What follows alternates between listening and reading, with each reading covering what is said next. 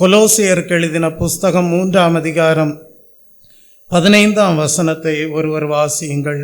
கொலோசியர் 3ஆம் அதிகாரம் 15ஆம் வசனம். தேவ சமாதானம் உங்கள் இருதயங்களில் ஆழக்கடவுது. இதற்கென்றே நீங்கள் ஒரே சரீரமாக அழைக்கப்பட்டீர்கள். நன்றி அறிவுள்ளவர்களாய் இருங்கள். ஜெபிப்போம். அன்பும் மகா கிருபையும் இரக்கமும் நிறைந்த பரலோக பிதாவே, உம்மை நன்றியுள்ள இருதயத்தோடு ஸ்தோத்தரிக்கிறேன். இந்த வருடத்தின் கடைசி நாளிலேயும் நாங்கள் உமக்கு எவ்விதமாக நன்றி செலுத்துவது என்பதற்கு கர்த்தாவே ஏதுவான வசனங்களை தியானிப்பதற்கு ஏதுவாக கர்த்தர் நீர் கொடுத்திருக்கிற இந்த வசனத்திற்காக உமக்கு நன்றி செலுத்துகிறேன். இந்த வசனத்தின் மூலமாக நீர் உம்முடைய பிள்ளைகளோடு பேசும். உம்முடைய பிள்ளைகள் மிகுந்த நன்றி செலுத்தி நன்றி உணர்வோடு புதிய ஆண்டிற்குள் பிரவேசிக்க தேவன்தாமே அனுக்கிரகம் செய்தருளும். இயேசு கிறிஸ்துவின் இன்ப நாமத்தில் ஜெபிக்கிறேன் பரிசுத்தமுள்ள நல்ல பிதாவே, ஆமீன். கொலோசைய சபையாருக்கு பவுல் எழுதும்போது குறிப்பிடுகிறார், தேவ சமாதானம் உங்கள் இருதயங்களில் ஆழக்கடவது. இதற்கென்றே நீங்கள் ஒரே சரீரமாக அழைக்கப்பட்டிருக்கிறீர்கள். நன்றி அறிதல் உள்ளவர்களாயும் இருங்கள் என்று குறிப்பிடுகிறார். கர்த்தருடைய நாமத்திற்கு மகிமை உண்டாவதாக. நாம் கர்த்தரிடத்தில் வரும்போது எவ்விதமாக வர வேண்டுமாம்? நன்றி செலுத்துகிறவர்களாக வர வேண்டுமாம். Come to the lord with thanksgiving. நன்றி செலுத்துகிறவர்களாக கர்த்தரிடத்தில் வாருங்கள். இந்த வசனத்திலேயும் கடைசியாக பவுல் குறிப்பிடுகிறார், நன்றி அறிதல் உள்ளவர்களாய் இருங்கள் என்று குறிப்பிடுகிறார். இந்த வசனத்திற்குள்ளாக கடந்து செல்வதற்கு முன்பாக இந்த வசனம் என்ன அடிப்படையிலே பவுல் பேசுகிறார் என்பதை அறிந்து கொள்ள வேண்டியது அவசியமாய் இருக்கிறது. அதற்காக நீங்கள் 12ஆம் வசனத்திலிருந்தே வாசிக்க ஆரம்பிக்கலாம். கொலோசியர் 3ஆம் அதிகாரம் 12ஆம் வசனத்தை வாசிக்கும் போது பவுல் எழுதுகிறார், ஆகையால் நீங்கள் தேவனால் தெரிந்து கொள்ளப்பட்ட பரிசுத்தரும் பிரியருமாய் என்று எழுதுகிறார். அப்படியானால் இது யாருக்காக கொடுக்கப்பட்ட ஒரு வசனமாய் இருக்கிறது என்றால், பரிசுத்தமாக இருக்கும்படியாக தெரிந்து கொள்ளப்பட்ட ஜனங்களுக்கு தேவன் கொடுத்த வாக்கியமாக காணப்படுகிறது. ஆகவே தேவ சமூகத்திலே காணப்படுகிற நமக்கு பொருத்தமான வசனமாக இருக்கிறது. காரணம், நாம் எல்லாருமே பரிசுத்தமாக இருக்கும்படியாக தேவனால் அழைக்கப்பட்டவர்கள், பரிசுத்தமாக இருக்கும்படியாக தேவனால் தெரிந்து கொள்ளப்பட்டவர்கள். அப்படி பரிசுத்தமாக இருக்கும்படியாக அழைக்கப்பட்ட நாம், பரிசுத்தமாக இருக்கும்படியாக தெரிந்து கொள்ளப்பட்ட நாம் எப்படிப்பட்ட வஸ்திரங்களை தரித்து கொள்ள வேண்டும் என்பதை குறித்து பவுல் குறிப்பிடக்கூடியவராக இருக்கிறார். ரட்சிப்பின் வஸ்திரத்தை நாம் என்ன செய்ய வேண்டுமாம்? தரித்து கொண்டவர்களாக காணப்பட வேண்டுமாம். அந்த ரட்சிப்பின் வஸ்திரம் எப்படிப்பட்டதாய் இருக்கிறது என்றால், புதிய குணாதிசயத்திற்குரிய ஒரு அங்கியாக காணப்படுகிறது. அதை தரித்து கொள்ளுங்கள் என்று குறிப்பிடுகிறார். ஆகவேதான் அதே 12ஆம் வசனத்திலே எழுதுகிறார், உருக்கமான இரக்கத்தையும் தயவையும் மனத்தாழ்மையையும் சாந்தத்தையும் நீடிய பொறுமையையும் என்ன செய்யுங்கள்? தரித்து கொண்டு. அப்படியானால் ஒரு வஸ்திரத்தை தரிப்பதை போல புதிய குணாதிசயங்களை நாம் அங்கியாக தரித்து கொண்டவர்களாக காணப்பட வேண்டும். அது ரட்சிப்பின் வஸ்திரமாக காணப்பட வேண்டும். கர்த்தருடைய நாமத்திற்கு மகிமை உண்டாவதாக. அப்படிப்பட்ட புதிய குணாதிசயங்களை தரித்து கொண்டவர்கள் தான் ஆவிக்குரிய தேவ ஜனங்களாக காணப்படுகிறார்கள். புதிய இஸ்ரவேலர்களாக காணப்படுகிறார்கள். ஆவிக்குரிய இஸ்ரவேல் ஜனங்களாக காணப்படுகிறார்கள். இப்ப பவுல் அடுத்ததாக என்ன சொல்றாருன்னா, அப்படி பரிசுத்தமாக இருக்கும்படியாக அழைக்கப்பட்ட தேவ பிள்ளைகளே, உங்களுக்குள்ளாக என்ன வரலாம் என்றால், சில பிரச்சனைகள் வரலாம், சில சண்டைகள் வரலாம், சில மனஸ்தாபங்கள் வரலாம். நீங்கள் என்ன செய்யுங்க அப்படின்னா, நீங்கள் தரித்து கொண்ட புதிய குணாதிசயத்தை வைத்து கொண்டே நீங்கள் என்ன செய்யுங்க? அந்த பிரச்சனைகளை, மனஸ்தாபங்களை, கோபங்களை எல்லாம் என்ன செய்யுங்க? மாற்றி விடுங்கள் என்று எழுதுகிறார்.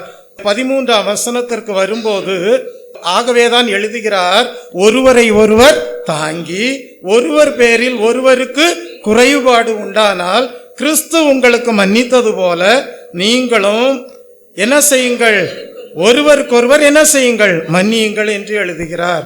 அப்ப நல்ல குணாதிசயங்கள், அந்த நல்ல குவாலிட்டிஸ் இருக்குல்ல, அதை வச்சே நீங்க என்ன செய்யுங்கன்னா உங்களுக்குள்ள வருகிற குறைபாடுகளை என்ன செய்யுங்க, தீர்த்து கொள்ளுங்கள் என்று எழுதுகிறார். அதுல இருக்கக்கூடிய ஒரு நல்ல குவாலிட்டி தான் மன்னிக்கக்கூடிய குணாதிசயம். அப்ப நம்ம எல்லாருமே பரிசுத்தமாக இருக்கும்படியாக அழைக்கப்பட்டவர்கள், தெரிந்தெடுக்கப்பட்டவர்கள்.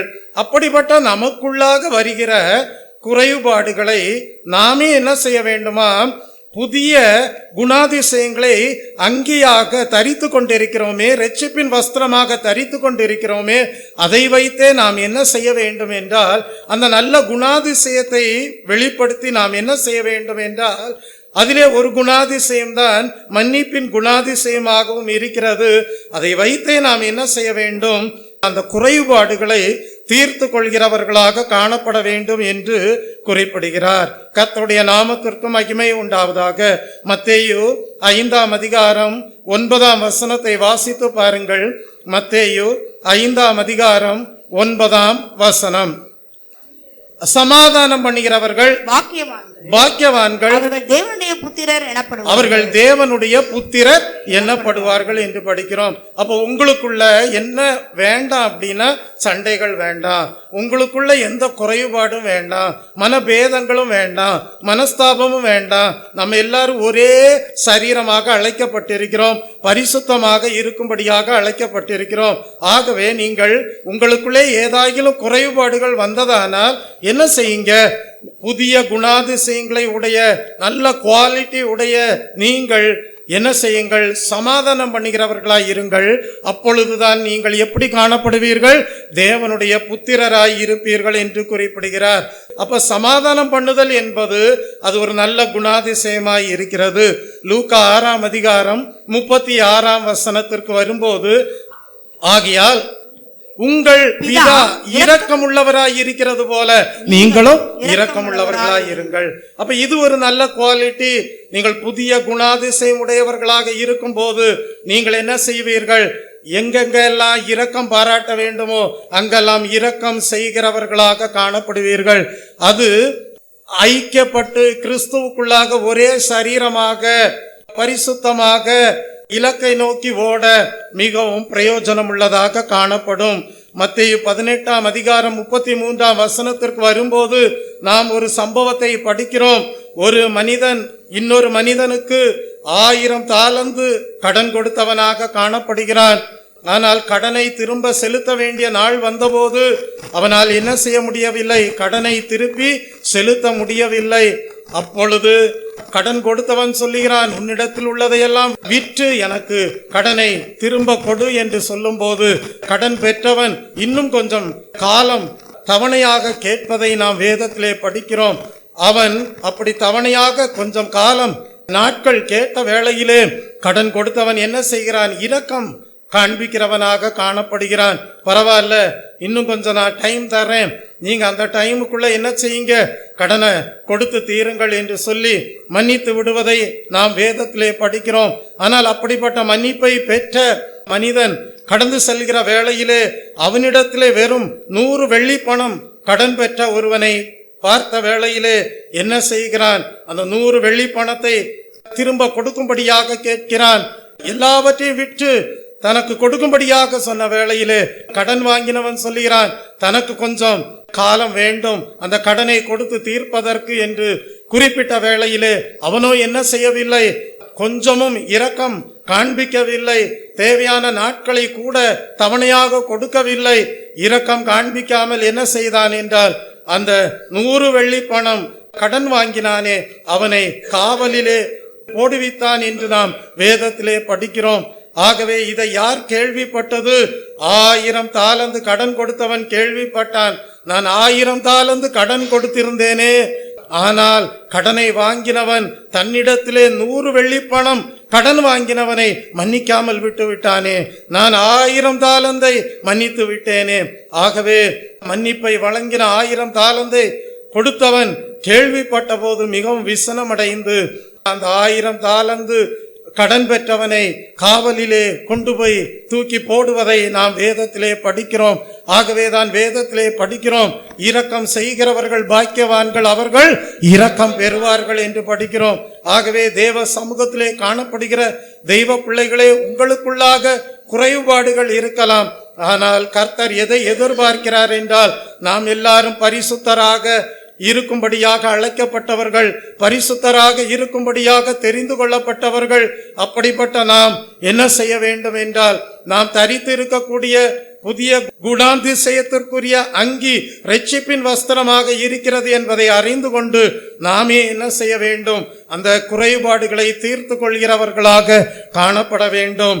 அதை தேவன் எதிர்பார்க்கக்கூடியவராக இருக்கிறார். அப்படியே எழுதிவிட்டு வரும்போதுதான் பரிசுத்த பவுல் கொலோசியர் 3ஆம் அதிகாரம் 14ஆம் வசனத்திலே எழுதுகிறார், எல்லாவற்றிற்கும் மேலாக அன்பை என்ன செய்யுங்கள், தரித்து கொள்ளுங்கள் என்று எழுதுகிறார். எல்லாவற்றிற்கும் மேலாக எதை தரித்து கொள்ளுங்கள்? அன்பை தரித்து கொள்ளுங்கள் என்று எழுதுகிறார். கொலோசியர் 3ஆம் அதிகாரம் 14ஆம் வசனம். Praise the Lord. எல்லாவற்றிற்கும் மேலாக, எல்லாவற்றின் மேலும் பூரண சற்குணத்தின் கட்டாகிய அன்பை தரித்து கொள்ளுங்கள். இப்ப இந்த அன்பை தரித்து கொள்ளுங்கள்ன்றப்ப இது ஒரு அடிஷனல் கார்மெண்ட் அல்ல, இது ஒரு அடிஷனலான ஒரு அங்கி அல்ல.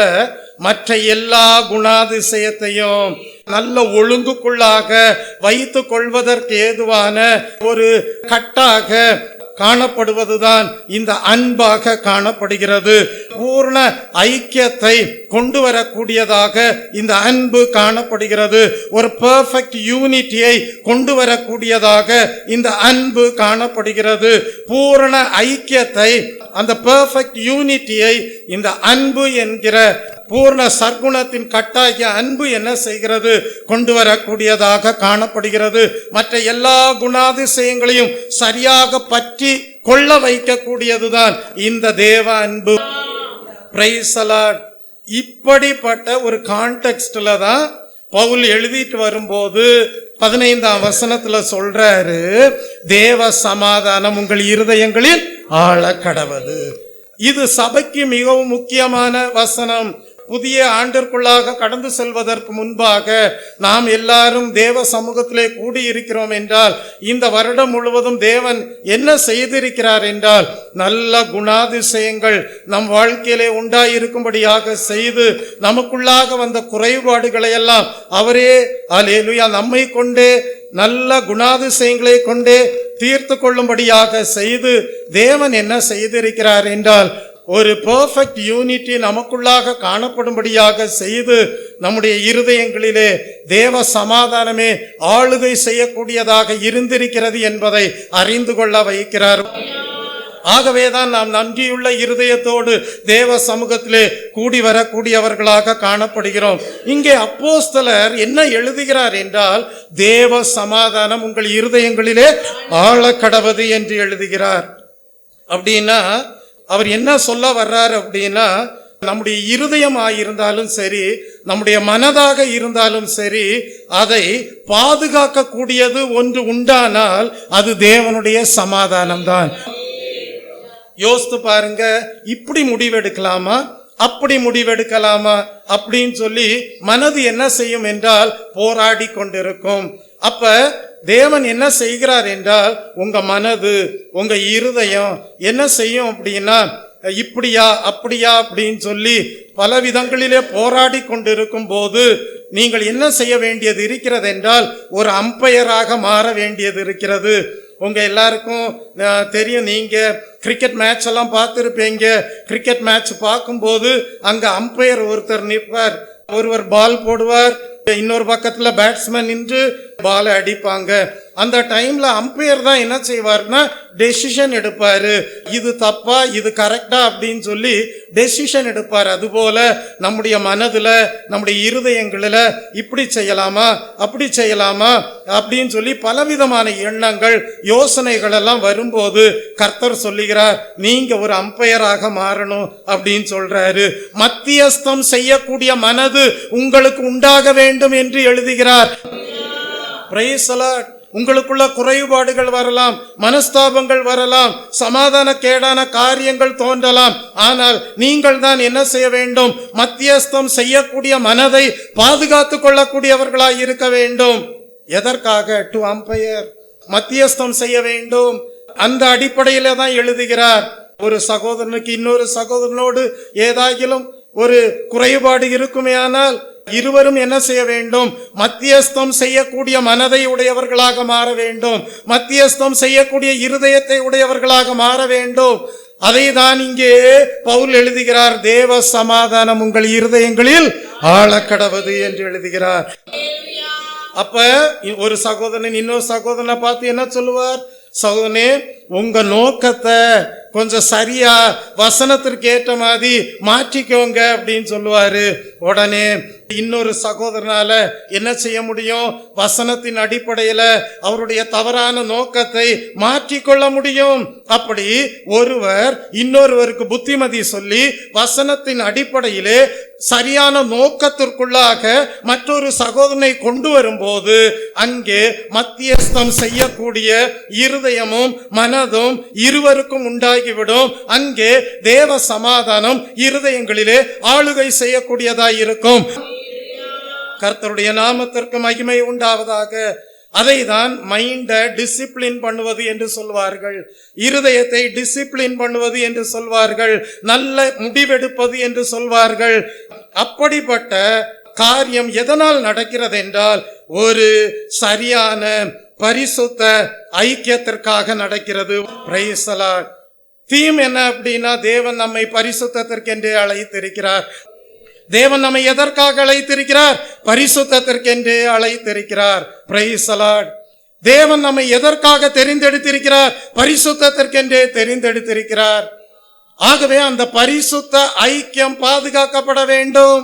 அதற்காக நீங்கள் என்ன செய்ய வேண்டும்? வேத வசனங்கள் மூலமாக மத்தியஸ்தம் செய்கிற மனதையும் இருதயத்தையும் உடையவர்களாக காணப்பட வேண்டும்.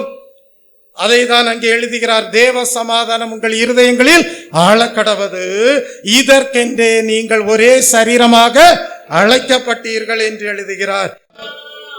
இப்பதான் சொல்றாரு, அதை செய்யும் போது நீங்க எப்படி இருங்க? நன்றி அறிதல் உள்ளவர்களாய் இருங்கள். இன் a spirit of thankfulness. அப்படி ஒரு பரிசுத்த ஐக்கியத்தை நீங்க ப்ரமோட் பண்ணும்போது நீங்க என்ன ஸ்பிரிட்டோடு காணப்பட வேண்டும்? என்ன ஆவியோடு காணப்பட வேண்டும்? நன்றி அறிதல் உள்ளவர்களாக காணப்பட வேண்டும். ஒரு எக்ஸாம்பிள் சொல்றேன். சபைக்கு ஒரு புதிய ஆத்துமா வந்திருக்கிறது என்று வையுங்கள். அந்த புதிய ஆத்துமாவிற்கு நீங்கள் ஒரு பெரிய தியாலஜி எல்லாம் பிரசங்கம் பண்ணி அவங்கள சில சத்தியங்களை புரிந்து கொள்ள வைக்க முடியாது. அந்த நேரங்களில என்ன செய்யலாம்? ஒரு சங்கீத பாடலை பாடலாம், ஒரு தேவ பக்திக்குரிய பாடலை பாடலாம். அந்த பாடல் மூலமாக நீங்கள் ஆலோசனைகளை கொடுக்கலாம். அந்த ஆலோசனைகளை அவர்கள் கேட்கும் போது, புதிதாக வருகிற ஆத்துமாக்கள் கேட்கும் போது மெய்யாகவே கர்த்தர் பாடல் மூலமாக நல்ல ஆலோசனைகளை உங்கள் மூலமாக கொண்டு சென்றதாக காணப்படுவதை அறிந்து கொள்ள வைப்பார். அப்பொழுது அவர்கள் ஒரு பெரிய தியாலஜியை ஒரு சிறிய பாடல் மூலமாக எளிதாக விளங்கிக் கொள்வார்கள். ஆகவேதான் 16ஆம் வசனத்திற்கு வரும்போது, கொலோசியர் 3ஆம் அதிகாரம் 16ஆம் வசனத்திற்கு வரும்போது, பிரைஸ் தி லார்ட், கிறிஸ்துவின் வசனம் உங்களுக்குள்ளே சகல ஞானத்தோடும் பரிபூர்ணமாய் வாசமாய் இருப்பதாக சங்கீதங்களினாலும் கீர்த்தனைகளினாலும் ஞான பாட்டுகளினாலும் ஒருவருக்கொருவர் போதித்து புத்தி சொல்லிக் கொண்டு உங்கள் இருதயத்திலே கர்த்தரை பக்தியுடன் பாடி. ஒரு பெரிய தியாலஜிய புதிதாக வருகிற ஆத்மாவுக்கு நீங்க போதித்து உடனே விளங்க வைக்க முடியாது. அப்ப பவுல் எழுதுகிறார், ஒரு நல்ல ஆலோசனை கொடுக்கிறார். என்ன? நீங்க சங்கீதங்களை பாடுங்க, கீர்த்தனைகளை பாடுங்க, ஞான பாட்டுகளை பாடுங்க. அப்படி பாடும்போது அது மூலமாக சில புத்திமதிகள் சிலருக்கு சரியான நேரத்திலே சரியான விதத்திலே கடந்து சென்றதாய் இருக்கும் என்று குறிப்பிடுகிறார். Praise the Lord. அப்ப நீங்க செலக்ட் பண்ற பாட்டு எப்படி இருக்கணும் அப்படின்னா, அவர்களுக்கு சரியான ஒரு அறிவை கொண்டு செல்லக்கூடிய பாடலாக நீங்கள் அதை சூஸ் பண்ணினவர்களாக காணப்பட வேண்டும். அந்த பாட்டை நீங்க வெறும் உதடளவிலே பாடுகிறவர்களாக இருக்கக்கூடாது. உள்ளான இருதயத்தின் நிலையை உணர்ந்து பாடுகிறவர்களாக இருக்க வேண்டும். Praise the Lord. கர்த்தருடைய நாமத்திற்கு மகிமை உண்டாவதாக. அப்படி எழுதிட்டு வரும்போதுதான் 17வது வசனத்துல எழுதுறாரு, உங்க நோக்கம் சரியா இருக்கணும்னு எழுதுறாரு.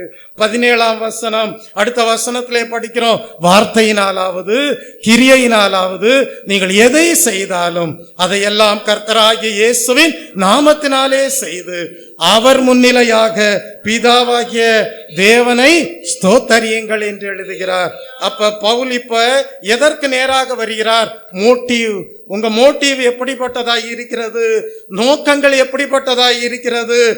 அங்க என்ன சொல்றாருன்னா, உங்க உறவுகள் சரியாக பரிசுத்தத்திலே பொருந்தக்கூடிய விதத்துல உங்க நோக்கம் காணப்பட வேண்டும் என்று குறிப்பிடுகிறார். ஏன்னா நீங்க எதற்கென்று தெரிந்தெடுக்கப்பட்டவர்கள்? பரிசுத்தத்திற்கென்று தெரிந்தெடுக்கப்பட்டவர்கள். எதற்கென்று அழைக்கப்பட்டவர்கள்? பரிசுத்தத்திற்கென்று அழைக்கப்பட்டவர்கள். அந்த ஐக்கியத்தை ப்ரமோட் பண்ணும்படியாக தான் நீங்கள் என்ன செய்கிறீர்கள்? குறைபாடுகளை நிவர்த்தி செய்கிறீர்கள். புதிய வஸ்திரத்தை தரித்து கொண்டீர்கள். புதிய குணாதிசயங்களை உடையவர்களாக காணப்படுகிறீர்கள். ஆகவே அல்லேலூயா, உங்களுடைய நோக்கம் எப்படி காணப்பட வேண்டும் என்றால், அந்த பரிசுத்தமான ஐக்கியத்தின் உறவிலே நீங்கள் ஒருவரோடு ஒருவர் இணைந்து கொள்வதற்கு ஏதுவாக காணப்பட வேண்டும் என்று குறிப்பிடக்கூடியவராக இருக்கிறார். ஒருவேளை சபையிலே புருஷன் மனைவி இருக்கலாம். அவர்களுக்கும் பவுல் ஆலோசனை கொடுக்கிறார். மனைவிகளே, கர்த்தருக்கு கீழ்ப்படுகிறது போல உங்கள் சொந்த புருஷனுக்கு என்ன செய்யுங்கள்? கீழ்ப்படியுங்கள் என்று எழுதுகிறார். அதுபோல சபையிலே இருக்கக்கூடிய ஒவ்வொரு உறவு முறை இருக்கிறதே, சகோதரன் சகோதரி என்கிற உறவு முறை, பாஸ்டர் விசுவாசிகள் என்கிற உறவு முறை, இந்த உறவு முறைகளில் எல்லாம் உங்கள் நோக்கம் சரியானதாய் இருக்கட்டும். இணைந்து தேவனுடைய நாமத்தை மகிமைப்படுத்துவதற்கு ஏதுவாக இருக்கட்டும். இணைந்து ஒருவருக்கு ஒருவர் பாடல்கள் மூலமாக புத்திமதிகளை சொல்வதற்கு ஏதுவாய் இருக்கட்டும். இணைந்து தேவனுடைய சமாதானம் இருதயங்களிலே ஆளுகை செய்வதற்கு ஏதுவாக இருக்கட்டும்.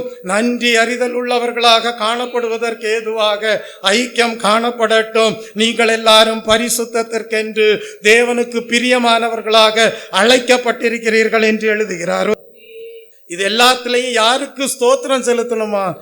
இயேசு கிறிஸ்துவின் நாமத்தினாலே அவர் முன்னிலையாக பிதாவாகிய தேவனை ஸ்தோத்தரியுங்கள் என்று எழுதுகிறார். கர்த்தருடைய நாமத்திற்கு மகிமை உண்டாவதாக. ஆம் தெய்வ பிள்ளையே, இப்படிப்பட்ட ஒரு தெய்வீக பரிசுத்த ஐக்கியம் நம் வாழ்க்கையிலே காணப்படுவதற்கு ஏதுவாக தேவன் வழி நடத்தும் போது நம்மால் தேவனுக்கு நன்றி செலுத்தாமல் இருக்கவே முடியாது. நம் ஒவ்வொருவருடைய தேவைகளையும் தேவன் சந்தித்திருப்பார். நம்முடைய துக்கங்களை அவர் தாங்கி இருப்பார். துயரப்படுகிற ஒரு விசுவாசிக்கு இன்னொரு விசுவாசியினால் ஆறுதல் கிடைத்திருக்கும். கஷ்டப்படுகிற ஒரு விசுவாசியினுடைய தேவை இன்னொரு விசுவாசியின் மூலமாக சந்திக்கப்பட்டதாய் இருக்கும். எல்லாருடைய இருதயங்களிலேயும் தேவனுடைய சமாதானம் ஆளுகை செய்யக்கூடியதாய் இருக்கும். அவர்கள் எல்லாரும் இணைந்து தேவனை மகிமைப்படுத்துவார்கள். தேவனை பாடி துதிப்பார்கள். தேவனை ஆராதிப்பார்கள். பிதாவாகிய தேவனுக்கு நன்றி செலுத்துவார்கள். நன்றி சொல்லாமல் இருக்கவே முடியாது. நன்றி சொல்லாமல் இருக்கவே முடியாது. பல நன்மை செய்த இயேசுவுக்கு நன்றி நன்றி நன்றி என்று சொல்லி நான் துதிப்பேன். நாள்தோறும் போற்றுவே, நாள்தோறும் போற்றுவே. இந்த ஒரு காரியத்தை மனசுல வச்சு நீங்க என்ன செய்யணும்? புதிய ஆண்டிற்குள்ளாக பிரவேசிக்கும் போது, கர்த்தாவே, இப்படிப்பட்ட ஒரு பரிசுத்த அழைப்பை எங்களுக்கு கொடுத்தீரே, அதற்கென்று தெரிந்தெடுத்தீரே. அதற்கு ஏதுவாக எங்களை எல்லா குறைபாடுகளையும் களைந்து ஐக்கியப்படுத்தி ஒன்றாக கிறிஸ்துவின் ஒரே சரீரமாக இணைய பண்ணி கர்த்தர் நீர் தேவ சமாதானமே இருதயங்களிலே ஆளுகை செய்வதற்கு ஏதுவாக மத்தியஸ்தம் பண்ணக்கூடிய கிருபையை எங்களுக்கு கொடுத்து முன்னோக்கி கடந்து செல்ல பண்ணுகிறீரே. உமக்கு நாங்கள் நன்றி செலுத்துகிறோம் கர்த்தாவே என்று சொல்லி புதிய ஆண்டிற்குள்ளாக பிரவேசிக்க வேண்டும். தேவனுக்கு நன்றி செலுத்துவோம்.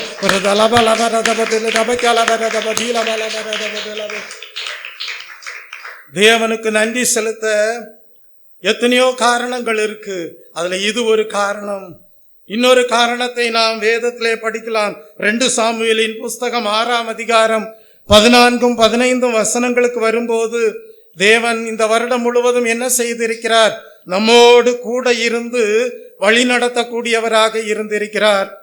அதற்கு நாம் நன்றியுள்ளவர்களாக காணப்பட வேண்டும். வாசியுங்கள் 2 சாமுவேல் 6ஆம் அதிகாரம் 14-15 வசனங்கள். தாவீது சணல் நூல் ஏபோத்தை தரித்துக் கொண்டு தன் முழு பலத்தோடும் கர்த்தருக்கு முன்பாக நடனம் பண்ணினான்.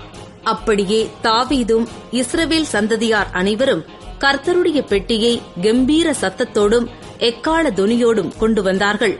கர்த்தருடைய நாமத்திற்கு மகிமை உண்டாவதாக. அதாவது கர்த்தர் தங்களோடு இருக்கிறார் என்பதை இஸ்ரவேலருக்கு உணர்த்தியதில் உடன்படிக்கை பெட்டிக்கு முக்கியமான பங்கு இருக்கிறது. தேவன் தங்களோடு இருக்கிறார் என்பதை உடன்படிக்கை பெட்டி தங்களோடு இருப்பதின் மூலமாக இஸ்ரவேலர்கள் அதை உணரக்கூடியவர்களாக காணப்பட்டார்கள். நீங்கள் சீனாய் வனாந்திரத்திலிருந்து இஸ்ரவேல் ஜனங்கள் பிரயாணப்பட்டு வரும்போது அந்த இஸ்ரவேல் ஜனங்களுக்கு முன்பாக உடன்படிக்கை பெட்டி கொண்டு வரப்படக்கூடியதாக இருந்தது. அப்ப உடன்படிக்கை பெட்டி காணப்பட்டது எதற்கு அடையாளமாக இஸ்ரவேலர்கள் உணர்ந்தார்கள் என்றால், தேவன் தங்களோடு இருக்கிறார், தேவ சமூகம் தங்களோடு இருக்கிறது என்பதை உணர்த்துவிக்க கூடியதாகவும் அவர்கள் அதை உணரக்கூடியவர்களாகவும் இருந்தார்கள். காரணம், அந்த உடன்படிக்கை பெட்டி முன்னாக சென்ற வேளையிலே இஸ்ரவேல் ஜனங்களுக்கு எதிராக வந்த ஜனங்கள் எல்லாரும் முறியடிக்கப்பட்டார்கள். வனாந்திர பிரயாணத்திலே அவர்களுக்கு எதிராக வந்தவர்கள் அநேகர் காணப்பட்டாலும் ஆனால் எதிர்த்து வந்தவர்களுக்கு வெற்றி கிடைக்கவில்லை. காரணம், உடன்படிக்கை பெட்டி அவர்களோடு காணப்பட்டது. யோசுவா 3ஆம் அதிகாரம் 3ஆம் வசனத்திலே நீங்கள் படித்து பார்க்கலாம். யோசுவா 6ஆம் அதிகாரம் 11ஆம் வசனத்திலே நீங்கள் படித்து பார்க்கலாம். அது மாத்திரமல்ல, தேவனுடைய விருப்பம் என்ன என்பதை அறிந்து கொள்வதற்கும் ஜனங்கள் அந்த உடன்படிக்கை பெட்டியை கொண்டு உணரக்கூடியவர்களாக காணப்பட்டார்கள். கானான் தேசத்திலே இஸ்ரவேல் ஜனங்கள் நிலையாக வைக்கப்படுவதற்கும் அது காரணமாக இருந்தது. தெய்வ பிள்ளையே, அப்படிப்பட்ட உடன்படிக்கை பெட்டி தங்களோடு இருந்தபோது இஸ்ரவேல் ஜனங்கள் உணர்ந்தார்கள், கர்த்தர் தங்களோடு இருக்கிறார், கர்த்தருடைய சமூகம் தங்களோடு இருக்கிறது, கர்த்தருடைய பிரசன்னம் தங்களோடு இருக்கிறது என்பதை உறுதிப்படுத்தக்கூடியவர்களாக இருந்தார்கள். ஆனால் வரலாற்றிலேயே ஒரே ஒரு முறை உடன்படிக்கை பெட்டியானது பெலிஸ்தர்களாலே கைப்பற்றப்பட்டு எடுத்து செல்லப்பட்டது. அது ஏன் அப்படி கைப்பற்றப்பட்டது, எடுத்து செல்லப்பட்டது என்பதை தேவன் இஸ்ரவேல் ஜனங்களுக்கு விளங்க வைக்கக்கூடியவராக காணப்பட்டார். ஏன் என்றால் 1 சாமுவேலின் புஸ்தகம் 4ஆம் அதிகாரம் 3ஆம் வசனத்திலிருந்து 11ஆம் வசனம் வரைக்கும் படிக்கும் போது இஸ்ரவேல் ஜனங்களுடைய எண்ணம் எப்படி காணப்பட்டது என்றால், அது நம்மை ரட்சிக்கும்படி என்கிற எண்ணம் காணப்பட்டது. அது நம்மை ரட்சிக்கும்படி என்றால் அவர்கள் என்ன நினைத்தார்கள், உடன்படிக்கை பெட்டி தங்களோடு இருந்து விட்டால் எந்த சூழ்நிலையானாலும் வெற்றி கிடைக்கும் என்று தவறாக நினைத்து கொண்டார்கள். ஆகவேதான் அவர்களுடைய எண்ணத்தை வேத புஸ்தகத்திலே எழுதி வைக்கப்பட்டிருக்கிறது. அவர்களுடைய எண்ணம் எவ்விதமாக இருந்ததென்றால், அது நம்மை ரட்சிக்கும்படி. எது நம்மை ரட்சிக்கும்படி? உடன்படிக்கை பெட்டி நம்மை ரட்சிக்கும்படி என்கிற எண்ணம் அவர்களுக்குள்ளாக இருந்தது. ஆனால் கர்த்தர் எதிர்பார்த்தது என்னவென்றால், ஜனங்கள் உடன்படிக்கை பெட்டியின் மீது அல்ல நம்பிக்கை வைக்க வேண்டியது, ஜனங்கள் கர்த்தர் மீது நம்பிக்கை வைக்க வேண்டும் என்பதையே தேவன் எதிர்பார்க்கக்கூடியவராக இருந்தார். கர்த்தர் தான் ரட்சிக்கிறவர், கர்த்தர் தான் வெற்றியை கொடுக்கிறவர். ஆகவே உண்மையான விசுவாசம் கர்த்தர் மீது காணப்பட வேண்டும். அது இஸ்ரவேல் ஜனங்களுடைய வாழ்க்கையிலே இல்லாமல் போய்விட்டது. அவர்கள் ஏதோ உடன்படிக்கை பெட்டி இருந்தால் வெற்றி கிடைத்து விடும் என்று சொல்லி கர்த்தர் மேல் ஒரு உண்மையான விசுவாசம் வைக்க தவறுகிறவர்களாக மாறி போனார்கள். ஆகவே உடன்படிக்கை பெட்டி அது நம்மை ரட்சிக்கும் என்று சொல்லக்கூடிய நிலைக்குள்ளாக காணப்பட்ட போது அவர்கள் பெலிஸ்தரிடத்திலே தோல்வி அடைந்தார்கள். உடன்படிக்கை பெட்டியை பெலிஸ்தர்கள் எடுத்து சென்றார்கள். இந்த வருடத்தின் கடைசி நாளிலே நீங்கள் தேவ சமூகத்திலே காணப்படுகிறீர்கள் என்றால் அதற்கு காரணம் என்ன? கர்த்தர் உங்களோடு கூட இருந்திருக்கிறார். கர்த்தர் உங்களை ரட்சிக்க கூடியவராக இருந்திருக்கிறார். உங்கள் நம்பிக்கை யார் மீது இருந்திருக்கிறது? கர்த்தர் மீது இருந்திருக்கிறது. ஏதோ ஒரு காரியம் உங்களோடு இருந்தபடியினால் அது உங்களை நடத்தி வந்தது என்கிற ஒரு தவறான எண்ணம் உங்களுக்குள்ளாக இருக்கக்கூடாது. கர்த்தர் மீது நீங்கள் நம்பிக்கை வைத்தீர்கள். கர்த்தரே உங்களுக்கு இரட்சகராக இருந்து இம்மட்டும் உதவி செய்த எபினேசராய் இருந்து இந்த வருடத்தின் கடைசி நாளிலே உங்களை தேவ சமூகத்திலே காணப்பட செய்கிறார். தேவனுக்கு நன்றி செலுத்துவோம்.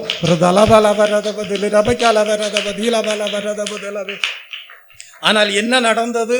பெலிஸ்தர்கள் உடன்படிக்கை பெட்டியை எடுத்துக்கொண்டு போனாலும் அவர்கள் அவர்களுடைய தேசத்திலே தாகோனின் கோயில்ல கொண்டு போய் அந்த உடன்படிக்கை பெட்டியை வைத்த போது தாகோனுடைய சிலை அதற்கு முன்பாக கவிழ்ந்து விழுந்தது என்று படிக்கிறோம்.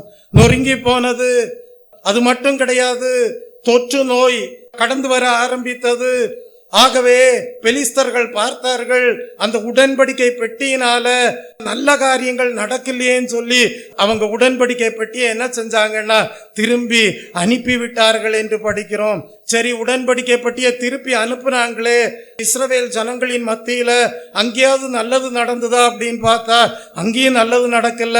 அங்கேயும் பிரதிகூலமான காரியங்கள் நடந்தது. அப்பதான் எல்லாருக்கும் ஒரு சந்தேகம் உண்டானது. உடன்படிக்கை பெட்டியினால நல்லது நடக்குமா? ஆனா நல்லது நடக்காதது போல இருக்கே அப்படின்னு தோன்றின போதுதான் சாமுவேல் மூலமாக ஆலோசனை கடந்து வருகிறது. அந்த ஆலோசனை என்ன? இனி நீங்கள் அஸ்தரோத்தை வழிபடுவதை நிறுத்தி விடுங்கள். இனி நீங்கள் பாகாலை வழிபடுவதை நிறுத்தி விடுங்கள். உங்களை சுத்திகரித்துக் கொள்ளுங்கள் என்கிற ஆலோசனை சாமுவேல் மூலமாக கடந்து வர ஆரம்பித்தது. அப்படியே ஜனங்கள் எல்லாரும் என்ன செய்தார்கள்? பாகாலையும் அஸ்தரோத்தையும் வணங்குவதை விட்டுவிட்டு கர்த்தர் மீது மறுபடியுமாக நம்பிக்கை வைத்து உண்மையான விசுவாசத்தோடு தேவனை தேட ஆரம்பித்த போது கர்த்தர் என்ன செய்தார்? பெலிஸ்தர்கள் மேல் வெற்றியை கொடுத்தார். அப்படியானால் ஜெயம் யாருடையது? கர்த்தருடையது. ரட்சிப்பு யாருடையது? கர்த்தருடையது. யார் மேல் நம்பிக்கை வைக்க வேண்டும்? கர்த்தர் மேல் நம்பிக்கை வைக்க வேண்டும். ஆகவே ஜனங்களுடைய சிந்தனைகளிலே வந்த மாறுபாடுகளை தேவன் என்ன செய்தார் என்றால் ஒரு தோல்வியை அனுமதித்து அந்த சிந்தனைகளை சரிப்படுத்தி மறுபடியுமாக இஸ்ரவேல் ஜனங்கள் தேவன் மேல் முழுமையாக விசுவாசம் வைக்கும்படியாக கர்த்தர் அனுகிரகம் செய்தார். அப்படிப்பட்ட சூழ்நிலையிலே தான் தாவீது என்ன செய்தார் என்றால் ஒரு முடிவெடுத்தார். உடன்படிக்கை பெட்டி தங்களோடு இருக்குமே ஆனால் மெய்யாகவே தாங்களும் தேவன் மேல் நம்பிக்கை வைத்து ஜீவிக்கும் போது தேவ சமூகம் தங்களோடையே இருக்கும் என்பதை அறிந்து கொண்டுதான் முயற்சி எடுத்தார். மறுபடியுமாக உடன்படிக்கை பெட்டியை எங்கே கொண்டு வர வேண்டும் என்று, எருசலேமுக்கு கொண்டு வர வேண்டும் என்று முயற்சி எடுத்தார். அப்படி முயற்சி எடுத்து எருசலேமுக்குள்ளாக உடன்படிக்கை பெட்டியை கொண்டு வரும் போதுதான் அவர் என்ன செய்தார் என்றால் தான் ஒரு பெரிய தேசத்தின் ராஜாவாக இருந்தும் கூட அதையெல்லாம் பொருட்படுத்தாமல் ஆடி பாடி நடனம் ஆடி அல்லேலூயா சந்தோஷத்தோடு தேவனை துதித்து பாடி மகிழ்ந்து ஆராதிக்கக்கூடியவராய் இருந்தார். தேவ சமூகத்திலே காணப்படுகிற தெய்வ பிள்ளைகளே, தேவாவியானவர் உணர்த்துகிற ஒரு விஷயம் உண்டு. அது என்ன தெரியுமா? சில சந்தர்ப்பங்களிலே தேவ பிரசனம், தேவ சமூகம் உங்களோடு இருக்கிறது என்பதை நீங்கள் பெரிதாக பொருட்படுத்தாமல் அதை அலட்சியப்படுத்தினவர்களாக இருந்திருக்கலாம். அதற்காக இந்த ராத்திரி வேளையிலே தேவனிடத்திலே மன்னிப்பு கேளுங்கள். கர்த்தாவே, நாங்கள் தேவ சமூகத்திலே இருக்கிறவர்கள் அல்லவா? நாங்கள் தேவ பிரசன்னத்தில் இருக்கிறவர்கள் அல்லவா? தேவரீர் எங்களோடு கூட இருக்கிறவர் அல்லவா? ஆனால் நாங்கள் அதை ஒரு பொருட்டாக எண்ணாதவர்களாக சர்வசாதாரணமாக இருந்த நேரங்கள் எல்லாம் உண்டு. கர்த்தாவே, அவைகளை எல்லாம் நீர் எங்களுக்கு மன்னித்தருளும் என்று சொல்லி இந்த ராத்திரி வேளையிலே ஒரு நிமிடம் கர்த்தரை நோக்கி மன்னிப்பு கேட்பீர்களா? கர்த்தாவே, இனி வரக்கூடிய நாட்களிலே கர்த்தாவே, நீர் எப்பொழுதும் எங்களோடு இருக்கிறீர் என்கிற உணர்வோடு கர்த்தாவே, உம்முடைய சமூகம் எங்களோடு இருக்கிறது என்கிற உணர்வோடு கர்த்தாவே, உம்முடைய பிரசனம் எங்களோடு இருக்கிறது என்கிற உணர்வோடு கர்த்தாவே, கர்த்தாவே, உம்மீது நம்பிக்கை வைத்து, உம்மீது முழுமையான விசுவாசம் வைத்து, நீர் எதிர்பார்க்கிற விதத்தில் உம்மை கனப்படுத்துகிறவர்களாக நாங்கள் கர்த்தாவே கர்த்தருடைய சமூகத்தை நித்தமும் தேடுகிறவர்களாய் இருப்போம் என்று சொல்லி அப்படியே ஜெபிக்கிற ஒவ்வொருவரையும் தேவன் இந்த ராத்திரி வேளையிலே ஆசீர்வதிக்கிற தயவுக்காக தேவனை ஸ்தோத்தரிப்போம். ஸ்தோத்ரம், ஸ்தோத்ரம், ஸ்தோத்ரம், ஸ்தோத்ரம், ஸ்தோத்ரம். கலங்காதே, கலங்காதே, கர்த்தர் உன்னை கைவிட மாட்டார். கலங்காதே, கலங்காதே, கர்த்தர் உன்னை கைவிட மாட்டார். காலமெல்லாம் உடன் இருந்து நடத்தி செல்வார். காலமெல்லாம் உடன் இருந்து கரம் பிடித்து நடத்தி செல்வார். கண்ணீரெல்லாம் துடைப்பார். கண்ணீரெல்லாம் துடைப்பார். கண்மணி பொற்காத்திடுவார். உன்னை கண்மணி பொற்காத்திடுவார். கலங்காதே, கலங்காதே, கர்த்தர் உன்னை கைவிட மாட்டார். கலங்காதே, கலங்காதே, கர்த்தர் உன்னை கைவிட மாட்டார். அப்படியானால் நாம் புதிய ஆண்டிற்குள்ளாக கடந்து செல்ல போகிறோம். இந்த வருடத்தின் கடைசி நாள் வரைக்கும் நம்மை கொண்டு வந்திருக்கிறார் என்றால் அதற்கு ஒரு காரணம் உண்டு. கர்த்தர் உங்களோடு இருந்திருக்கிறார். நீங்கள் கர்த்தர் மீது நம்பிக்கை வைத்திருந்திருக்கிறீர்கள். கர்த்தர் மீது முழுமையாக விசுவாசம் வைத்திருக்கிறீர்கள். இன்றைக்கு சிலர் தேவ சமூகத்திலே இராமல் போயிருந்திருக்கலாம். ஆனால் இருக்கிறவர்கள் அதில் அறிந்து கொள்ள வேண்டும், இனி வரக்கூடிய நாட்களிலேயும் அவருக்கு கொடுக்க வேண்டிய கனத்தையும் மகிமையும் துதியையும் அவருக்கே செலுத்தி ஜீவிக்கிறவர்களாய் இருக்க வேண்டும். Praise the Lord. அது மாத்திரமல்ல, இந்த புதிய ஆண்டிற்குள்ளாக போகும்போது நீங்க சொல்லணும், கர்த்தாவே, இந்நாள் வரைக்கும் எங்களோடு கூட இருந்தீரே, உம்முடைய சமூகம் எங்களோடு இருந்தது, உம்முடைய பிரசனம் எங்களோடு இருந்தது, அதற்காக உமக்கு நன்றி செலுத்துகிறோம் என்று சொல்ல வேண்டும். பரிசுத்தமான ஒரு அழைப்பை கொடுத்தீரே, தெரிந்தெடுத்தீரே, அதற்கேதுவான ஒரு ஐக்கியத்தை கொடுத்தீரே, அதற்கேதுவான ஒரு சமாதானத்தை இருதயத்திலே ஆளுகை செய்யும்படியாக அனுகிரகம் செய்தீரே, ஒரு மத்தியஸ்தம் செய்யக்கூடிய இருதயத்தை கொடுத்தீரே, அதற்காக உமக்கு நன்றி செலுத்துகிறோம் என்று சொல்ல வேண்டும். மாத்திரமல்ல, தேவன் நம் ஒவ்வொருவருக்கும் கொடுத்த அழைப்பு இருக்கிறது. அந்த அழைப்பிலே அநேகர் நிலை நிற்க முடியாதபடி போய்விட்டார்கள். ஆனால் தேவன் கொடுத்த அழைப்பிலே தேவன் நம்மை உறுதிப்படுத்தி இருக்கிறார். அதற்காக நாம் என்ன செய்ய வேண்டும்? தேவனுக்கு நன்றி செலுத்த வேண்டும். எத்தனையோ பேர் தேவனுடைய அழைப்பை பெற்றிருந்திருக்கலாம், ஆனால் அந்த அழைப்பிலே அவர்களால் உறுதியாக இருக்க முடியவில்லை. ஆனால் தேவன் நம்மை இந்நாள் வரைக்கும் அவர் கொடுத்த அழைப்பிலே உறுதியாய் இருக்கும்படியாக செய்திருக்கிறார் என்றால் அதற்கு நாம் தேவனுக்கு நன்றி செலுத்த வேண்டும். Praise the Lord.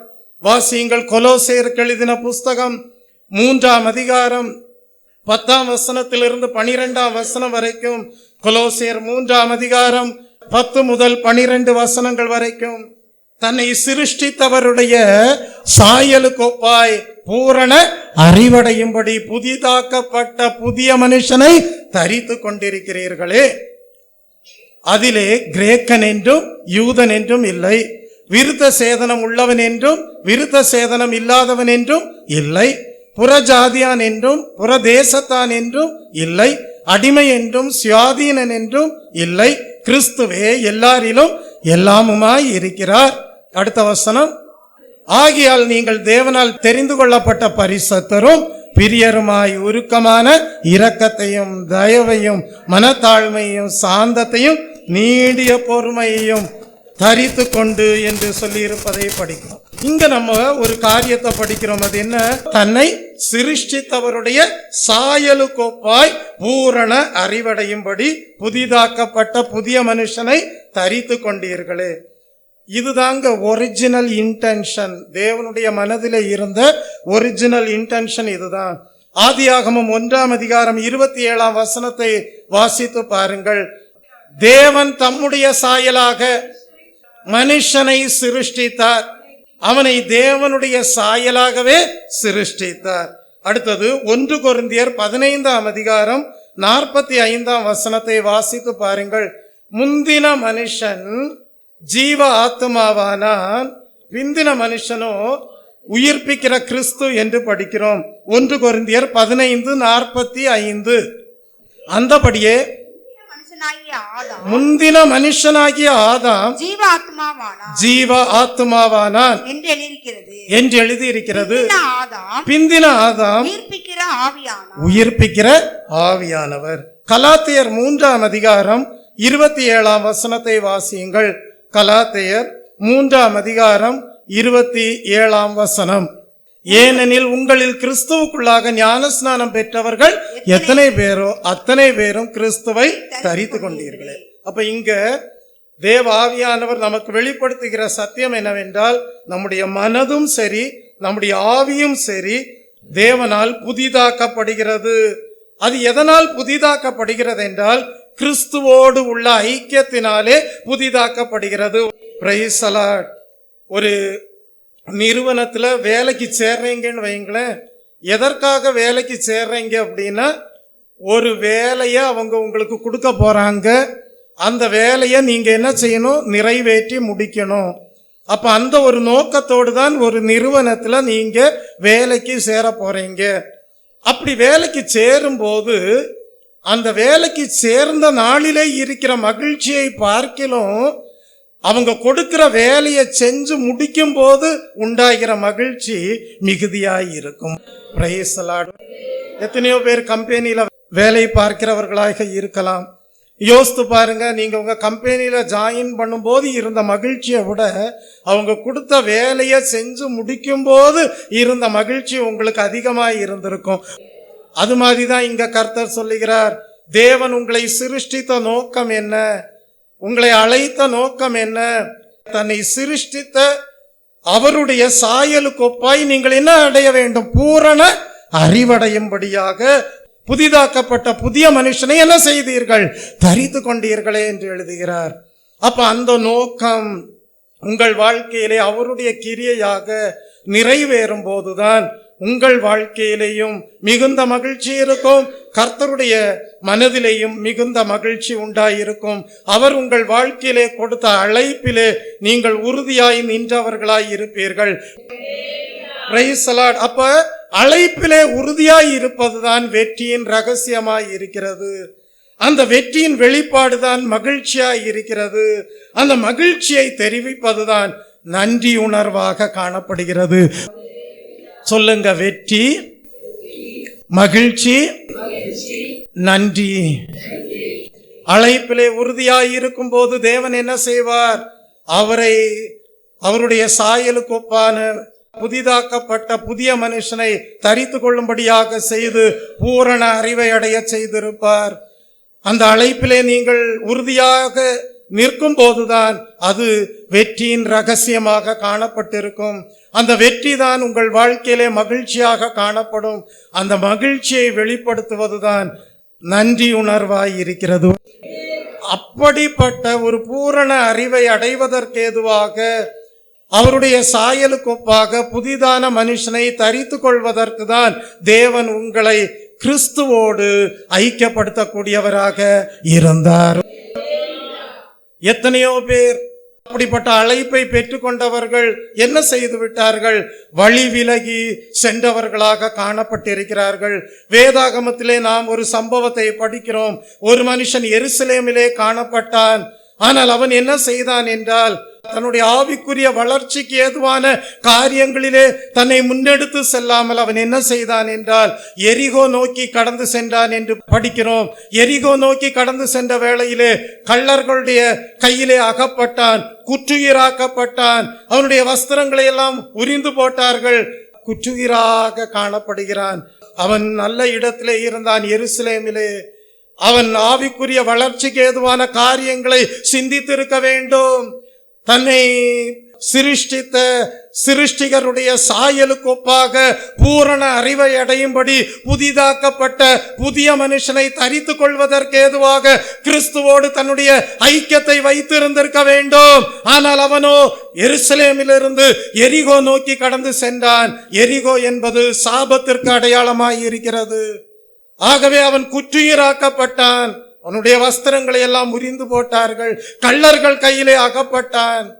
தெய்வ பிள்ளையே, அப்படி அழைப்பிலே உறுதியாயிராமல் வழி விலகி போனவர்கள் அநேகராயிருக்கும் போது நாமோ அந்த அழைப்பிலே உறுதியாயிருக்கும்படியாக தேவன் கிருபை செய்திருக்கிறார் என்றால், அதுவே வெற்றியின் ரகசியமாக காணப்பட செய்திருந்திருக்கிறார் என்றால், அதுவே நம்முடைய வாழ்க்கையிலே இந்த வருடத்தின் முடிவு நாளிலே மகிழ்ச்சியாக காணப்பட செய்திருக்கிறார் என்றால், அதற்கு நாம் கர்த்தருக்கு நன்றி செலுத்தி தேவனை மகிமைப்படுத்த வேண்டும். தேவனுக்கு நன்றி செலுத்துவோம்.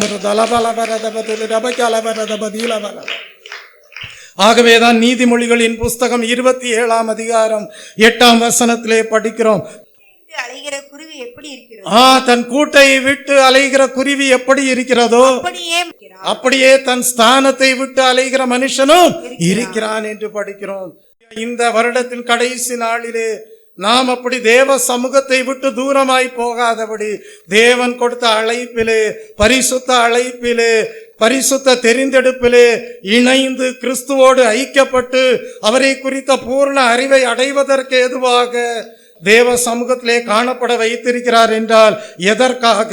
வலுவாதபடி நம்மை காக்கும்படியாக, அவருடைய மகிமையுள்ள சன்னிதானத்திலே மிகுந்த மகிழ்ச்சியோடு மாசற்றவர்களாக நம்மை நிலைநிறுத்தும்படியாக வல்லமையுள்ள தேவனாக காணப்படுகிறார். வாசிப்போம். யூதாவின் புஸ்தகம் 24ஆம் வசனம். இப்பொழுதும் வலுவாதபடி உங்களை காக்கவும் தமது மகிமையுள்ள சன்னிதானத்திலே மிகுந்த மகிழ்ச்சியோடு மாசற்றவர்களாக நிறுத்தவும் வல்லமை உள்ளவர் அவரே. அப்படியே எழும்பி நிற்போமா, ஜீவியத்தை ஒப்பு கொடுப்போமா. கர்த்தாவே, அழைப்பிலே உறுதியாய் இருக்க கிருபை செய்தீரே, உமக்கு நன்றி செலுத்துகிறோம். கர்த்தாவே, எத்தனையோ பேர் கர்த்தாவே உம்முடைய சமூகத்தை விட்டு தூரமாய் போய்விட்டார்கள். அழைப்பிலே உறுதியாயிராமல் போய்விட்டார்கள். எரிகோ நோக்கி போய்விட்டார்கள்.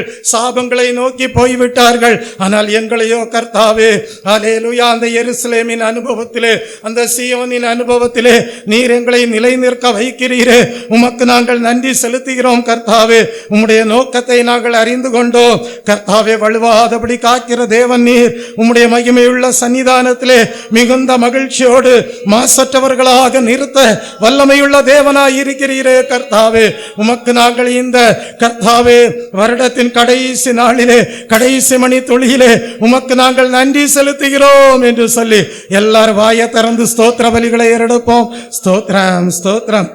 எல்லாரும் வாயை திறந்து கேட்ட சத்தியத்திற்கு ஒப்பு கொடுத்து, கர்த்தாவே, நாங்கள் உமக்கு நன்றி செலுத்துகிறோம். கர்த்தாவே, ஸ்தோத்திர பலிகளை ஏறெடுத்து நன்றி செலுத்துங்கள். கர்த்தாவே, அழைப்பிலே உறுதிப்படுத்தினீரே. நீர் கொடுத்த அழைப்பு பரிசுத்தமான அழைப்பு. எத்தனையோ குறைபாடுகள் வந்த வேளையிலேயும் நல்ல குணாதிசயங்களை தரித்து கொள்ள செய்து அந்த நல்ல குணாதிசயத்தின் மூலமாக கிறிஸ்துவுக்குள்ளாக ஒரே சரீரமாக இணைந்து கொள்ள வைத்தீரு. உமக்கு நன்றி செலுத்துகிறோம்.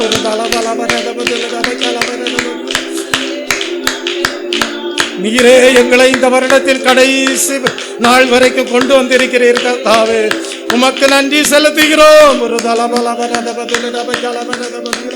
ஹalleluya. எங்களுடைய நம்பிக்கை எல்லாம் மீது காணப்பட்டது கர்த்தாவே. ஒரு தலபலவரத பதில ரபகலவரத பதில பலவ சந்தலபலவரத. உமக்கு நன்றி செலுத்துகிறோம், உமக்கு நன்றி செலுத்துகிறோம். உம்முடைய பிரசனம் எங்களோடு இருந்தது, உமக்கு நன்றி செலுத்துகிறோம். உம்முடைய சமூகம் எங்களோடு இருந்தது, உமக்கு நன்றி செலுத்துகிறோம். உம்முடைய ஐக்கியம் எங்களோடு இருந்தது, உமக்கு நன்றி செலுத்துகிறோம். கிறிஸ்துவுக்குள்ளாக ஒரே சரீரமாக காணப்பட செய்தீரே, அதற்காக உமக்கு நன்றி செலுத்துகிறோம். ஹalleluya, ஹalleluya, ஹalleluya, ஹalleluya. தவறான எந்த காரியங்கள் மீதும் எங்களுடைய நம்பிக்கை செல்லாதபடி கர்த்தாவே உம்மையே நோக்கி ஓடும்படியாக செய்தீரே. ஒரு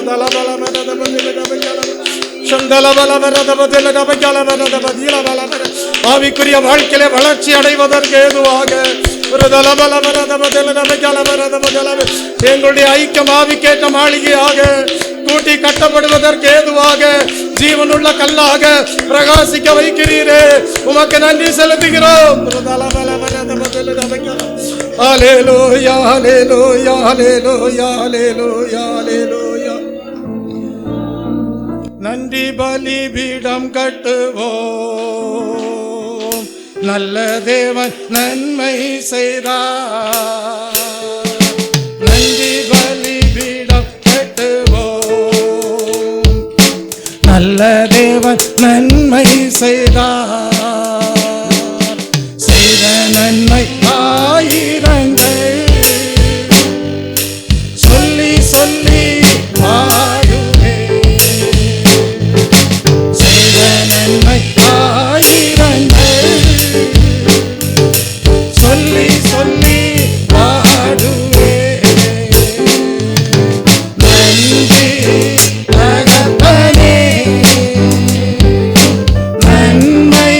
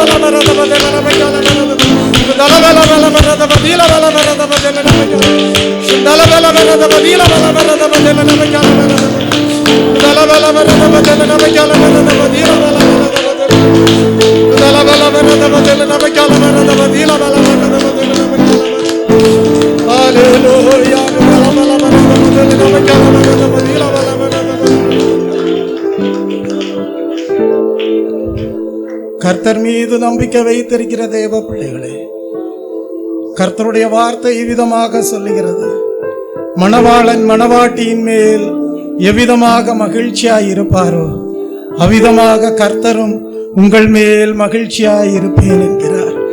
கரங்களை தட்டி தேவனுக்கு நன்றி செலுத்துவோம். காரணம், நீ கர்த்தர் மேல் நம்பிக்கை வைத்திருக்கிறாய். ஒரு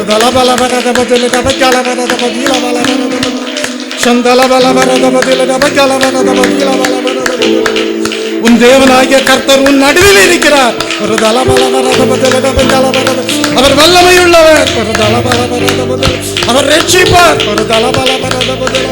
அவர் உன் பேரில் சந்தோஷமாய் மகிழ்ந்து உன் பேரில் களி கூறக்கூடியவராயிருப்பார்.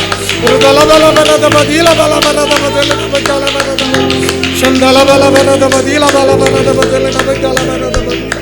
ஹல்லேலூயா, ஹல்லேலூயா, ஹல்லேலூயா.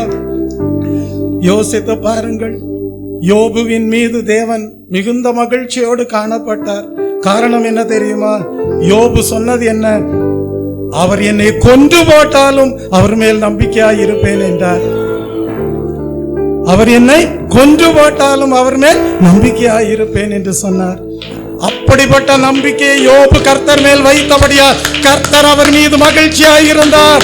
மணவாளன் மணவாட்டியின் மீது மகிழ்ச்சியாய் இருப்பது போல அப்படிப்பட்ட தெய்வீக நம்பிக்கை உள்ளவர்களாய் இருக்கிற தேவ பிள்ளைகள் மேல் கர்த்தர் மன மகிழ்ச்சியாய் இருக்கிறார். உன் பேரில் அவர் மகிழ்ந்து களி கூறக்கூடியவராய் இருக்கிறார்.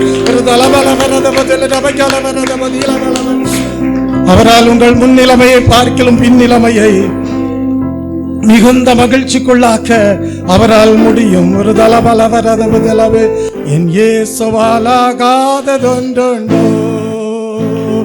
என் இயேசுவாலாகாததொன்றுண்டோ, என் இயேசுவாலாகாதது, என் இயேசுவாலாகாதது, என் இயேசுவாலாகாததொன்றுண்டோ, என் இயேசுவாலாகாததொன்றில்லை, என் இயேசுவாலாகாததொன்றில்லை,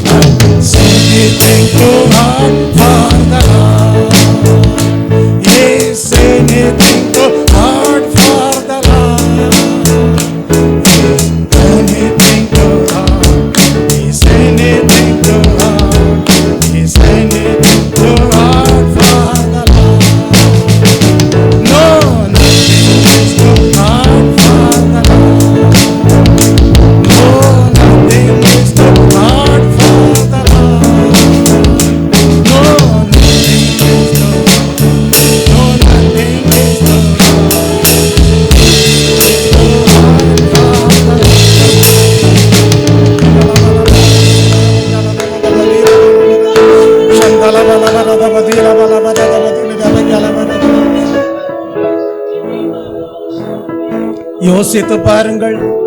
ஆபிரகாமை பார்த்து கர்த்தர் சொன்னார், நீ புறப்பட்டு போ என்று சொன்னார். ஒரு தலபலவரதபுதலவே அவ்விதமாகவே ஆபிரகாம் கர்த்தர் மீது நம்பிக்கை வைத்தார், கீழ்ப்படிந்தார். தான் போகும் இடம் என்ன என்று அவருக்கு தெரியாது. ஒரு தலபலவரதபுதலவே புறப்பட்டு போன ஆபிரகாம் தேவனுடைய பார்வையிலே மகிழ்ச்சியை கொடுக்கக்கூடியவராக இருந்தார். ஆபிரகாமை தேவன் ஆசீர்வதித்தார். அதனால்தான் கர்த்தர் சொல்லுகிறார், கர்த்தர் மீது நம்பிக்கை வைப்பாயானால், அவர் என்னை கொன்று போட்டாலும் அவர் மேல் நம்பிக்கையாய் இருப்பேன் என்று சொல்வாயானால், அவர் நடத்துகிற வழியிலே கடந்து செல்வேன் என்று நம்பிக்கை வைப்பாயானால், மெய்யாகவே ஒரு மணவாளன் மணவாட்டியின் மீது எப்படி மகிழ்ச்சியாய் இருப்பாரோ அப்படி கர்த்தர் உங்கள் மீதும் மனமகிழ்ச்சியாய் இருப்பார். தேவனுக்கு மகிமை செலுத்துவோம். ஹல்லேலூயா, ஹல்லேலூயா, ஹல்லேலூயா. இந்த புதிய ஆண்டிற்குள்ளாக கடந்து வந்திருக்கிற தேவ பிள்ளையே, கர்த்தர் உங்களிடத்தில் எதிர்பார்ப்பது என்ன? உங்கள் தேவைகளை நீங்கள் கர்த்தரிடத்திலேயே கேளுங்கள். அவரை நோக்கி கூப்பிடுகிற ஆத்துமாக்கள் யாரோ அவர்கள் மேல் கர்த்தர் மகிழ்ச்சியாய் இருப்பார். ஆகவேதான் சொன்னார், என்னை நோக்கி கூப்பிடு, நான் உனக்கு மறு உத்தரவு அருளுவேன், நீ அறியாததோ உனக்கு எட்டாததுமான பெரிய காரியங்களை செய்வேன் என்று சொன்னார். தேவனுக்கு நன்றி செலுத்துவோம். பெரிய தேவன் பெரிய காரியங்களை செய்ய நல்லவராய் இருக்கிறார். அவரை நோக்கி கூப்பிட்டால் போதும், அவர் மறு உத்தரவுகளை செய்வார்.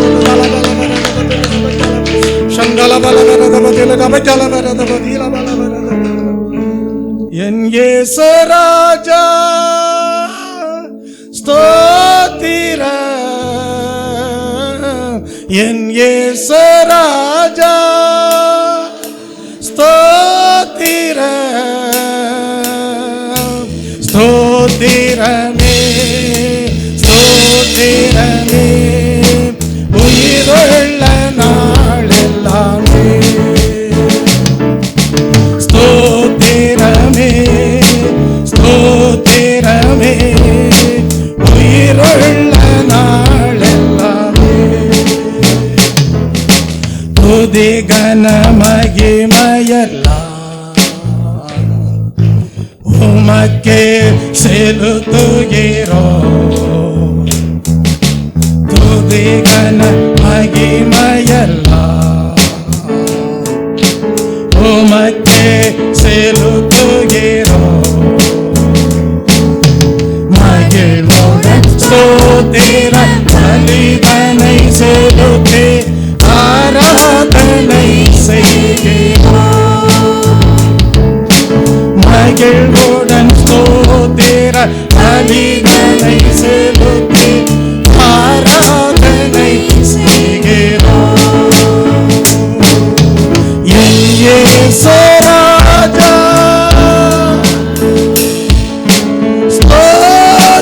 ஸ்தோத்திரம்,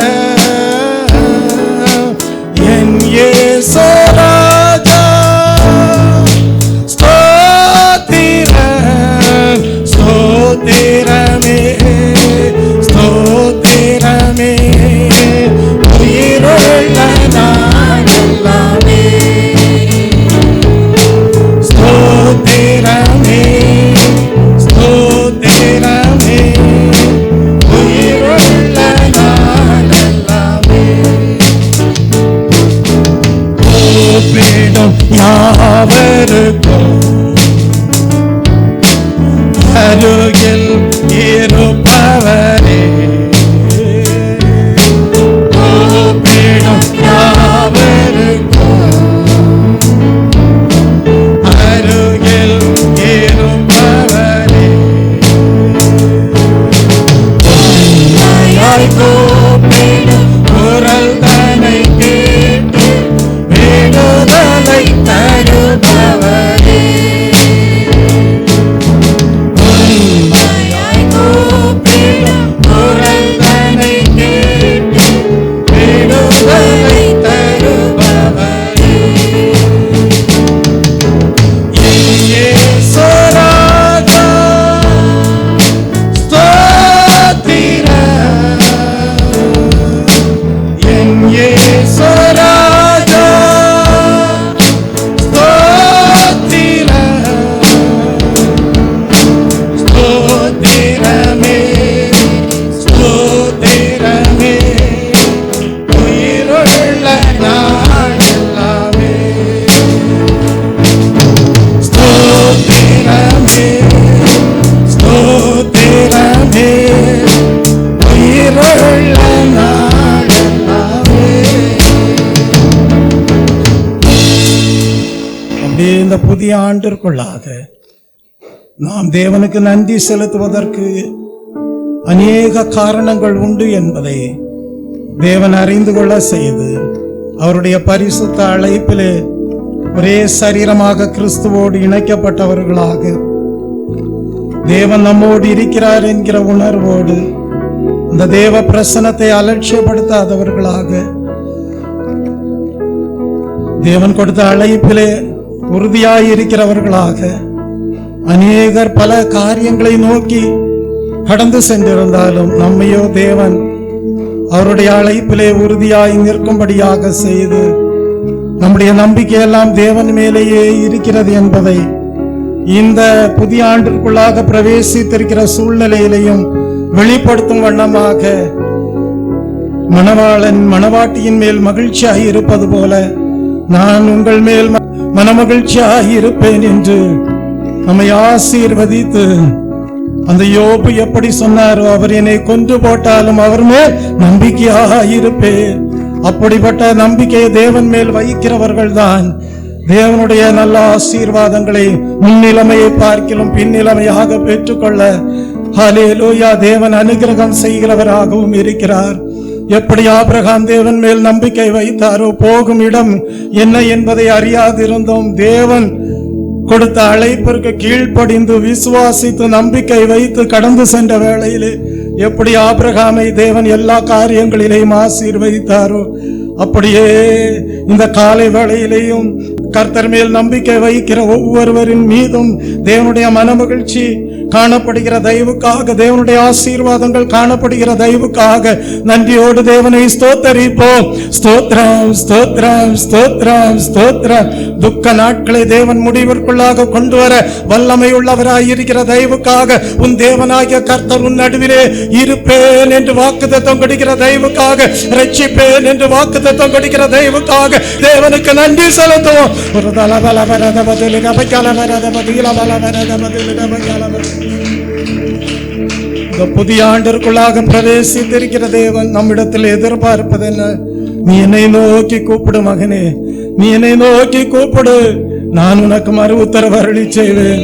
நீ அறியாததும் உனக்கு கேட்டாததுமான பெரிய காரியங்களை என்னால் செய்ய முடியும் என்று தேவன் வாக்குத்தத்தம் கொடுக்கிற தயவுக்காக தேவனை ஸ்தோத்தரிப்போம்.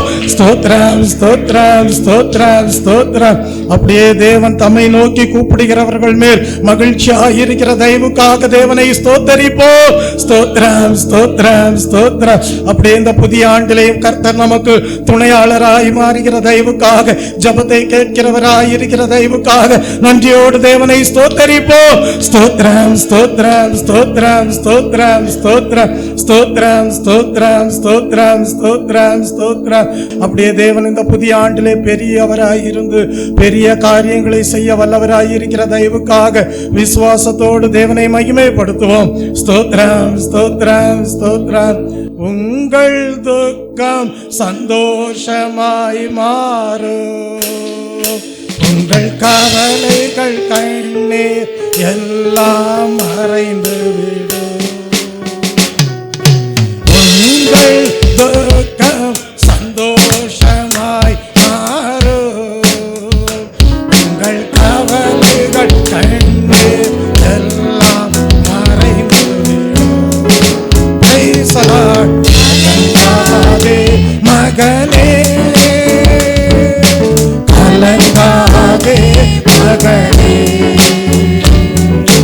கலங்காதே மகனே, கலங்காதே மகனே. நம் இயேசு கைவிட மாட்டார், நம் இயேசு கைவிட மாட்டார், நம் இயேசு கைவிட மாட்டார்.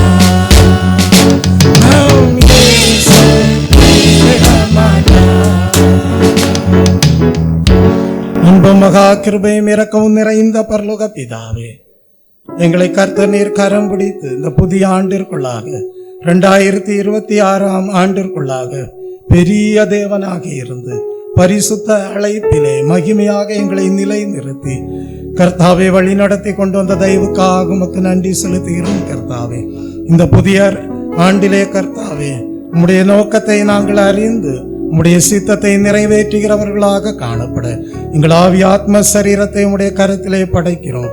எல்லா துதி கன மகிமை யாவும் அடிக்கிறேன். மீட்பர் இயேசு கிறிஸ்துவின் இன்ப நாமத்தில் ஜெபிக்கிறேன் பரிசுத்தமுள்ள நல்ல பிதாவே, ஆமென். Wish you all a happy new year. Praise the Lord. Praise the Lord.